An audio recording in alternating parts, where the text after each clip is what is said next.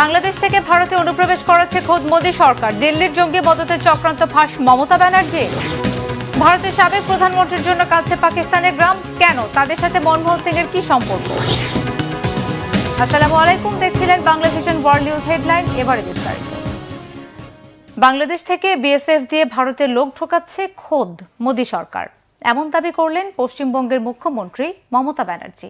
তার অভিযোগ, পশ্চিমবঙ্গে জঙ্গি হামলার চক্রান্ত বাস্তবায়ন করতে বাংলাদেশিদের অনুপ্রবেশ করাচ্ছে দিল্লি।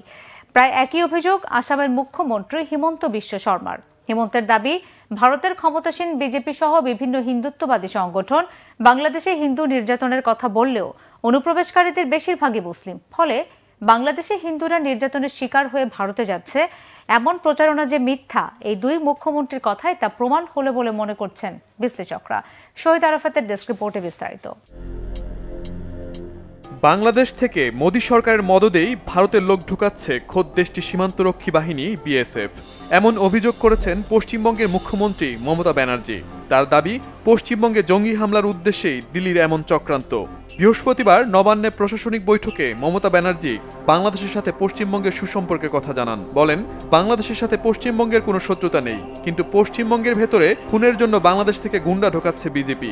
আর ভারতের সীমান্তরক্ষী বাহিনী বিএসএফ এ কাজে দিল্লির কেন্দ্রীয় সরকারকে সহায়তা করছে বলে অভিযোগ মমতা ব্যানার্জির। দিল্লির বিরুদ্ধে রাজ্যে জঙ্গি হামলার নীল নকশার অভিযোগ আনেন তিনি। মমতা বলছেন, বিএসএফ ইসলামপুর, চিতাই, চোপড়া এবং অন্যান্য কয়েকটি সীমান্ত এলাকা দিয়ে অনুপ্রবেশকারীদের ভারতে ঢুকতে দিচ্ছে। এছাড়া বিএসএফ মানুষের উপর অত্যাচার করছে এবং রাজ্যকে অস্থিতিশীল করার চেষ্টা করছে। আর এসবের পেছনেই কারসাজি করছে মোদী সরকার। তৃণমূল কংগ্রেসের এই নেত্রী বলেন, সীমান্ত দিয়ে কেউ অনুপ্রবেশ করলে এর দায় তার দল নেবে না। এটার দায় পুরোপুরি মোদী সরকার ও তার সীমান্তরক্ষী বাহিনী বিএসএফ এর। পশ্চিমবঙ্গে কোনো সন্ত্রাসী কর্মকাণ্ড হলে বা ইন্ধন দেওয়ার চেষ্টা করলে বিজেপিকে এর ফল ভোগ করতে হবে বলে হুঁশিয়ারি করে দেন মমতা বন্দ্যোপাধ্যায়। মমতা ব্যানার্জির মতো প্রায় একই সুরে কথা বলেছেন আসামের মুখ্যমন্ত্রী হিমন্ত বিশ্ব শর্মা। বাংলাদেশ থেকে ভারতে ব্যাপক অনুপ্রবেশ আর 23 জঙ্গিকে গ্রেপ্তারের দাবি করেন তিনি। আসামের মুখ্যমন্ত্রী জানান, বাংলাদেশে হিন্দু নির্যাতনের কথা বলা হলেও অনুপ্রবেশকারীদের বেশিরভাগই মুসলিম। শর্মা জানান, ডক্টর ইউনূসের অন্তর্বর্তী সরকারের আমলে গত 5 মাসে 1000-এর বেশি মুসলিম অনুপ্রবেশকারী ভারতীয় সীমান্তে ধরা পড়েছে, কিন্তু এ সময় একজন হিন্দু অনুপ্রবেশকারীও ধরা পড়েনি। ফলে বাংলাদেশে নির্যাতন আর অত্যাচারের কারণে বহু হিন্দু ভারতে পালিয়ে যেতে বাধ্য হচ্ছে। মোদী সরকারের এমন প্রচারণাও যে ভুয়া আর মিথ্যা, তা আবারও পরিষ্কার হলো বলে মন্তব্য করেছেন বিশ্লেষকরা। প্রতিদিন আসাম ও ত্রিপুরা সীমান্ত দিয়ে গড়ে 20 থেকে 30 জন বাংলাদেশি অনুপ্রবেশ করছে বলে দাবি করেন আসামের মুখ্যমন্ত্রী। পোশাক কারখানাগুলো বন্ধ হতে থাকায় কাজের খোঁজে বাংলাদেশিরা ভারতে আসছে। মন্ত্রী দাবি করেন, বাংলাদেশে ক্ষমতার পট পরিবর্তনের পর আসামে জিহাদি তৎপরতায় জড়িত 23 জনকে গ্রেপ্তার করা হয়েছে। এ সময় জব্দ হয়েছে বিপুল পরিমাণ অস্ত্রের ভাণ্ডার। Shahid Arafat, Bangla vision news desk. ভারতের এক শীর্ষ নেতার মৃত্যুতে কাঁদছে তাদের চিরশত্রু পাকিস্তানের এক গ্রামের অধিবাসীরা। অবাক হলেও এমন ঘটনা ঘটেছে পাকিস্তানের পাঞ্জাব প্রদেশের ছোট্ট একটি গ্রামে। ভারতের সাবেক প্রধানমন্ত্রী মনমোহন সিং এর মৃত্যুতে হারানোর বেদনা গভীরভাবে ছুঁয়েছে ওই গ্রামবাসীদের মন। কিন্তু কেন, কি কারণে চিরশত্রু ভারতের সাবেক প্রধানমন্ত্রীর মৃত্যুতে পাকিস্তানের গ্রামে তৈরি হলো শোকের আবহাওয়া? ডেস্ক রিপোর্টে আরো জানাচ্ছেন হাফিজুর ইসলাম।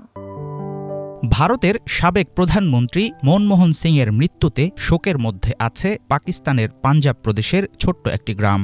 1932 সালের 4 ফেব্রুয়ারি বর্তমান ইসলামাবাদ থেকে প্রায় 100 কিলোমিটার দূরের গাহ নামক এই অজপাড়া গায়ে জন্ম মনমোহনের। তখনও ভাগ হয়নি ভারতবর্ষ।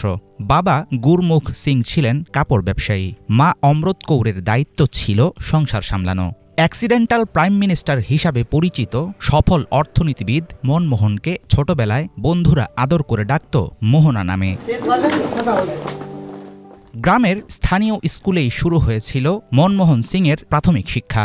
বিদ্যালয়ের রেজিস্টারের রেকর্ড বলছে 1937 সালের 17 এপ্রিল তিনি ভর্তি হয়েছিলেন।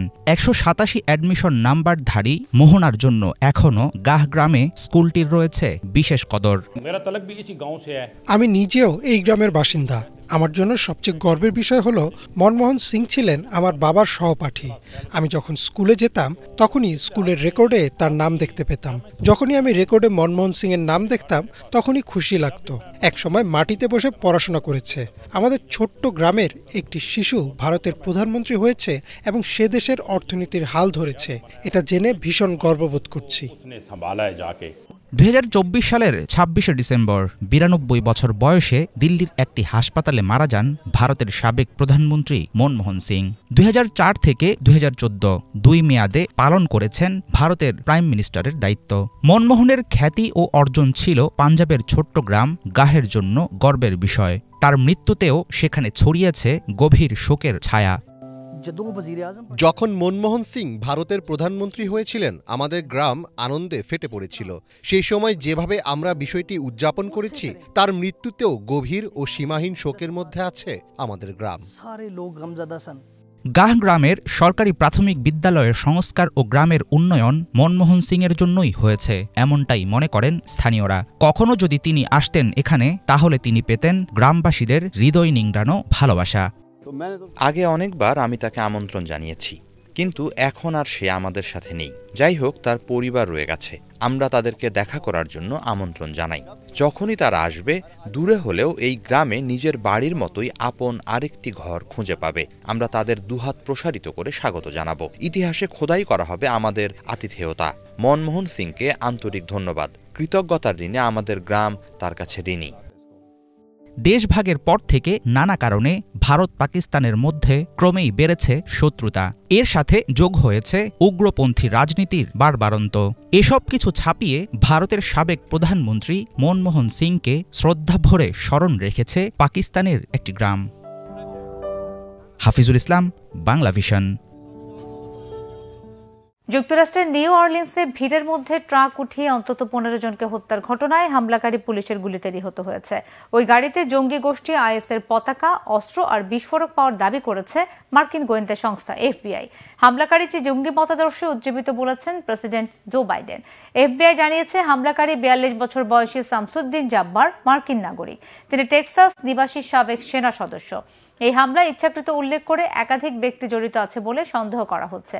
এফবিআই জানিয়েছে হামলার আগে নিজেকে আইএস মতাদর্শী উল্লেখ করে সামাজিক মাধ্যমে একাধিক ভিডিও আপলোড করেছেন শামসুদ্দিন জাব্বার। হতাহতের পরিবারের প্রতি সমবেদনা জানিয়ে চূড়ান্ত তদন্ত প্রতিবেদনের জন্য অপেক্ষা করার অনুরোধ জানিয়েছেন প্রেসিডেন্ট বাইডেন। মার্কিন নাগরিকদের ঝুঁকি আমলে নিয়ে দ্রুততম সময়ে তদন্ত শেষ করে যথাযথ ব্যবস্থা নিতে আইনশৃঙ্খলা বাহিনীকে নির্দেশ দিয়েছেন তিনি। ইংরেজি নতুন বছর উদযাপনের রাতে নিউ অরলিন্সে প্রাণঘাতী ওই হামলায় আহত 35 জনের মধ্যে বেশ কয়েকজনের অবস্থায় গুরুতর। ওই ঘটনার পর জরুরি ভিত্তিতে রক্তদানের আহ্বান জানায় স্থানীয় প্রশাসন। হামলাকারী শামসুদ্দিন 2007 সালের মার্চ থেকে 2015 সালের জানুয়ারি পর্যন্ত সেনাবাহিনীর মানব সম্পদ আর তথ্য প্রযুক্তি বিশেষজ্ঞ হিসেবে কাজ করেছেন। 2009 সালের ফেব্রুয়ারি থেকে 2010 সালের জানুয়ারি পর্যন্ত মোতায়েন ছিলেন আফগানিস্তানে। অবসরে যান 2020 সালে। এবার বন্ধ হয়ে গেল রাশিয়া থেকে ইউক্রেন হয়ে ইউরোপের বাজারে রুশ গ্যাস রপ্তানির বেশিরভাগ অংশ। এর ফলে ক্ষতির মুখে পড়বে ইউক্রেন ও রাশিয়া।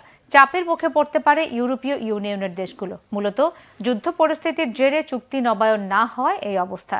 2022 সাল থেকে রাশিয়া ইউক্রেনের মধ্যে যুদ্ধ চললেও চালু ছিল প্রাকৃতিক গ্যাস রপ্তানির ব্যবসা। 2025 সালের 1 জানুয়ারি রুশ রাষ্ট্রায়ত্ত জ্বালানি কোম্পানি গ্যাজপ্রমের সাথে ইউক্রেনের গ্যাস ট্রানজিট অপারেটর নাফতা তোগ্গাজের 5 বছর মেয়াদী গ্যাস পরিবহন চুক্তির মেয়াদ শেষ হয়। তবে যুদ্ধ পরিস্থিতির জেরে চুক্তি নবায়ন না হওয়ায় বন্ধ হয়ে যায় গ্যাস রপ্তানি।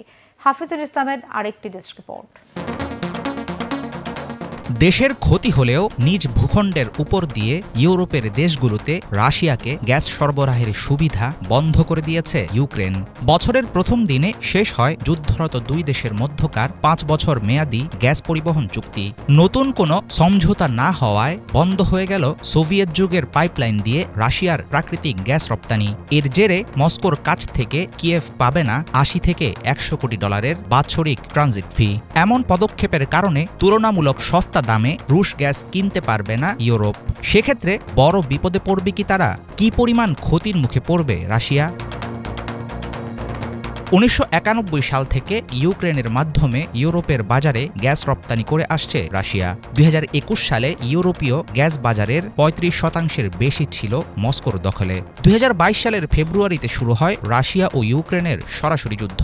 সেই সময় থেকেই আশঙ্কা করা হচ্ছিল যে কোনো সময় পাইপলাইনগুলোতে বন্ধ হয়ে যেতে পারে গ্যাস প্রবাহ। পুরোপুরি থেমে না গেলেও তখন ব্যাপকভাবে হ্রাস পায় সরবরাহের পরিমাণ। বন্ধ হওয়ার আগ পর্যন্ত এই সংখ্যা নেমে এসেছিল মাত্র 8%। চুক্তি নবায়ন না হওয়ার কারণে গ্যাস বিক্রি থেকে বছরে প্রায় $500 কোটি আয় হারাবে রাশিয়া। রাশিয়ার গ্যাস না পেলে বড় ক্ষতির মুখে পড়বে ইউরোপের দেশগুলো। সম্প্রতি এমন মন্তব্য করেন রুশ প্রেসিডেন্ট ভ্লাদিমির পুতিন। তবে গ্যাস ট্রানজিট বন্ধ হওয়ার প্রভাব মোকাবেলার যথেষ্ট সক্ষমতা তাদের আছে বলে দাবি ইউরোপীয় ইউনিয়নের।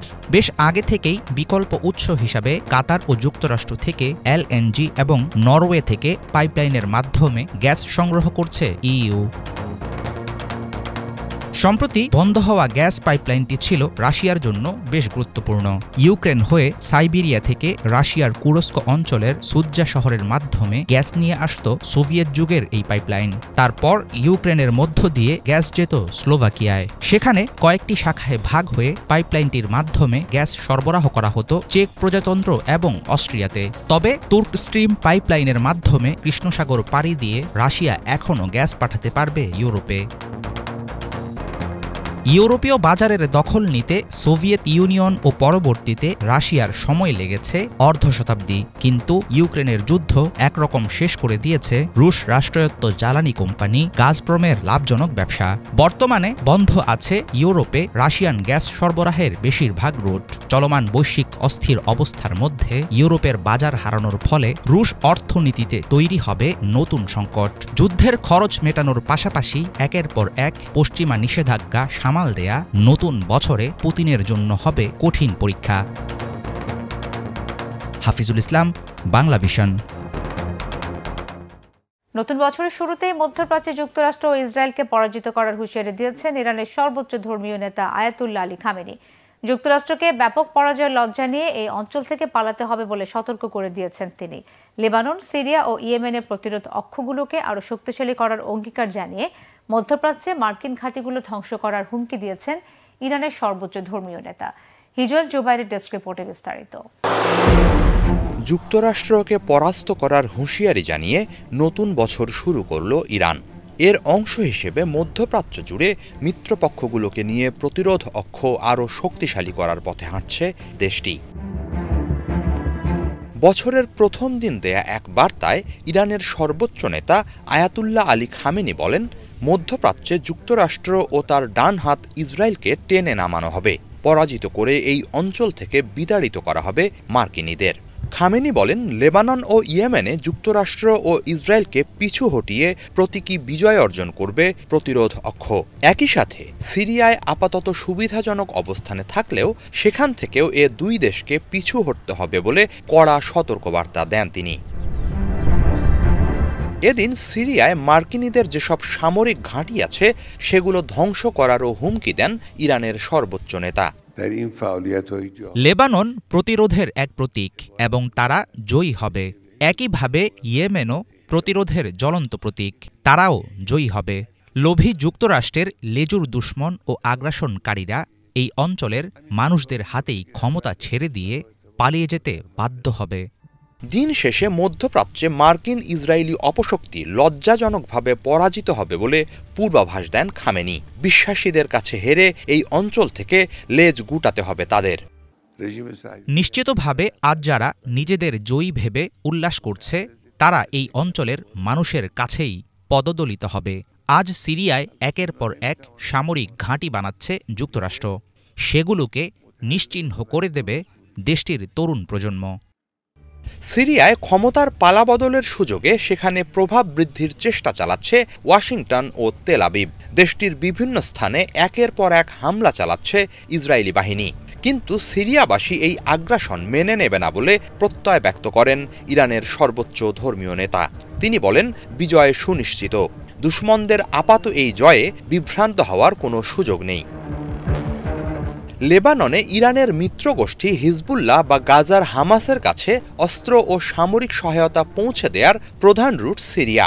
সম্প্রতি দেশটিতে মিত্র বাশার আল আসাদ ক্ষমতাচ্যুত হওয়ায় নিজের আধিপত্য নিয়ে বিপাকে পড়েছে তেহরান। সেই পরিস্থিতি কাটিয়ে উঠতে নতুনভাবে পরিকল্পনা সাজাচ্ছে ইরানের বিপ্লবী গার্ড বাহিনী। এরই মাঝে ইসরায়েলের বিরুদ্ধে লড়তে সিরিয়া থেকে নতুন একটি প্রতিরোধ গোষ্ঠীর আবির্ভাব ঘটেছে বলে জানিয়েছেন ইরানের নিরাপত্তা প্রধান আলী আকবর আহমাদিয়ান। সিরিয়ায় বাশারের পতনেও ইরান নেতৃত্বাধীন ইসরায়েল বিরোধী প্রতিরোধের অক্ষশক্তি দুর্বল হয়নি বলে দাবি করেছেন তিনি। সার্বিক প্রেক্ষাপটে নতুন বছরের শুরুতেই যুক্তরাষ্ট্র ও ইসরায়েলের প্রতি ইরানের সর্বোচ্চ ধর্মীয় নেতার হুঁশিয়ারি মধ্যপ্রাচ্য জুড়ে নতুন লড়াইয়ের ইঙ্গিত বলে অভিমত বিশ্লেষকদের। এতে করে চলতি বছরে এই অঞ্চলে উত্তেজনা আরও ছড়িয়ে পড়বে, সেই আশঙ্কাই জোরালো হচ্ছে। হিজল জোবায়ের, বাংলা ভিশন। ফিলিস্তিনের পশ্চিম তীরে কাতার ভিত্তিক সংবাদ মাধ্যম আল জাজিরার কার্যক্রম বন্ধের সিদ্ধান্ত নিয়েছে প্যালেস্টিনিয়ান অথরিটি পিএ। এই সিদ্ধান্তটি এমন এক সময় নেওয়া হয়েছে যখন পিএ বাহিনী পশ্চিম তীরে ফিলিস্তিনি সশস্ত্র গোষ্ঠীগুলোর বিরুদ্ধে অভিযান চালাচ্ছে। আর পিএ বাহিনীর নির্মম নির্যাতনের বর্ণনাও সে সময় থেকেই আল জাজিরার প্রতিবেদনে নিয়মিত উঠে আসছিল। বিস্তারিত ডেস্ক রিপোর্টে। অধিকৃত পশ্চিম তীরে কাতার ভিত্তিক সংবাদ মাধ্যম আল জাজিরার কার্যক্রম বন্ধ করার সিদ্ধান্ত নিয়েছে প্যালেস্টিনিয়ান অথরিটি পিএ। পশ্চিম তীরে ফিলিস্তিনি সশস্ত্র গোষ্ঠীগুলোকে নির্মূল করতে অভিযান চালাচ্ছে প্যালেস্টিনিয়ান অথরিটি। এরই ভিত্তিতে গত কয়েকদিন ধরে পিএ বাহিনী এবং ফিলিস্তিনি সশস্ত্র গোষ্ঠীগুলোর মধ্যে তীব্র সংঘর্ষ চলছে। এমন পরিস্থিতিতে পিএর পদক্ষেপের নানা দিক নিয়ে বিভিন্ন বিশ্লেষণমূলক খবর প্রচার করে আসছিল আল জাজিরা। শুধু তাই নয়, প্রতিবেদনে উঠে আসছিল পিএ বাহিনীর ভয়ঙ্কর নির্যাতনের কথাও। এবার আল জাজিরার বিরুদ্ধে মিথ্যা তথ্য প্রচার, উত্তেজনা সৃষ্টি করা এবং প্যালেস্টিনীয় ইস্যুতে হস্তক্ষেপের অভিযোগ এনে পশ্চিম তীরের কার্যক্রম নিষিদ্ধ করল পিএ। গত 1 জানুয়ারি প্যালেস্টিনিয়ান অথরিটির পক্ষ থেকে আল জাজিরাকে সিদ্ধান্ত সম্পর্কে জানানো হয়। এর আগেও আল জাজিরাকে নিষিদ্ধ করে ইসরায়েলি সরকার। এদিকে পিএ শুধুমাত্র সশস্ত্র গোষ্ঠীগুলোর বিরুদ্ধে ব্যবস্থা নিচ্ছে না, বরং সামাজিক মিডিয়ায় কর্তৃপক্ষের সমালোচনা করা ফিলিস্তিনিদেরও হেনস্থা করছে। সম্প্রতি পিএ বাহিনী ফিলিস্তিনি সমালোচকদের গ্রেপ্তার ও নির্যাতন করার বেশ কয়েকটি ভিডিও প্রকাশ করে। পিএর এই অভিযানগুলোতে গত 4 সপ্তাহে সাংবাদিক সহ অন্তত 11 জন ফিলিস্তিনি প্রাণ হারিয়েছেন। এদিকে প্যালেস্টিনিয়ান অথরিটিকে পশ্চিম তীরে আল জাজিরা সম্প্রচার বন্ধের সিদ্ধান্ত প্রত্যাহার করার আহ্বান জানিয়েছেন জাতিসংঘের বিশেষ প্রতিবেদক ফ্রান্সেসকা আলবানিজ। সম্প্রতি এক্সে তিনি একটি পোস্ট করে বলেন, সাংবাদিকতা কোনো অপরাধ নয়। তিনি আরও বলেন, মাসখানেক আগে যখন ইসরায়েল আল জাজিরাকে নিষিদ্ধ করেছিল, তখনও তিনি সংশ্লিষ্ট কর্তৃপক্ষকে সিদ্ধান্ত প্রত্যাহার করার অনুরোধ করেছিলেন। এখনও তিনি পিএকে একই কথা বলছেন। এ বিষয়ে আল জাজিরার সিনিয়র রাজনৈতিক বিশ্লেষক মারওয়ান বিশারা বলেন, পিএর এই ধরনের পদক্ষেপের পেছনে ইসরায়েলি কর্তৃপক্ষের রাজনৈতিক চাপ থাকতে পারে। তিনি আরও বলেন, এটি অপ্রত্যাশিত নয়, কারণ আল জাজিরা দীর্ঘদিন ধরে পিএর বিভিন্ন কার্যক্রম এবং প্যালেস্টিনীয় অঞ্চলে ইসরায়েলি বাহিনীর কর্মকাণ্ডের সমালোচনা করে আসছে। ইফাত জাহান, বাংলা ভিশন। এই ছিল আজকের মতো, সাথে থাকার ধন্যবাদ সবাইকে।